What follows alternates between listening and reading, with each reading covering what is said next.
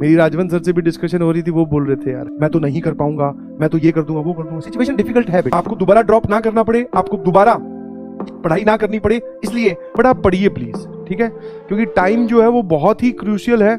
और जैसा कि मैं पहले ही बता चुका हूं, ये वो पार्ट है जिसमें बहुत सारे लोग अपनी रैंक बना जाएंगे, समझ में आया?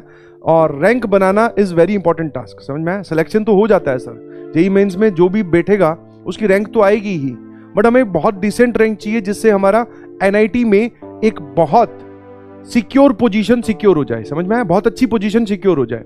बिकॉज अगर आप ध्यान से देखते हो तो आपके पास जेईई एडवांस के लिए 2 महीने बचेंगे आफ्टर सेकेंड अटेम्प्ट, जो कि बहुत ही पॉजिटिव साइन है। तो आप लग जाइए प्लीज, आपको दोबारा ड्रॉप ना करना पड़े, आपको दोबारा पढ़ाई ना करनी पड़े, इसलिए जो भी आपकी पढ़ाई है वो इन्हीं दिनों में कर डालिए please. This is my serious suggestion बोल दीजिए या फिर माई रिक्वेस्ट बोल दीजिए please, this is very important, समझ में आया? आप अभी अगर हल्के मन से पढ़ोगे, थोड़ा थोड़ा पढ़ लोगे, कभी मतलब वही लेथार्जिक हो जाओगे, कभी पढ़ रहे हो कभी नहीं पढ़ रहे, सर रिकॉर्डेड है क्या देखना।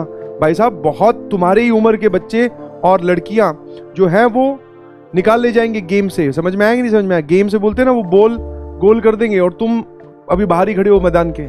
तो please be attentive and be participative, समझ में आया? कोई चीज नहीं समझ में आती है तो पूछो, और अगर समझ में आती है तो बताइए प्लीज। ये सब फालतू की कन्वर्सेशन में इंडल्ज मत रहिए।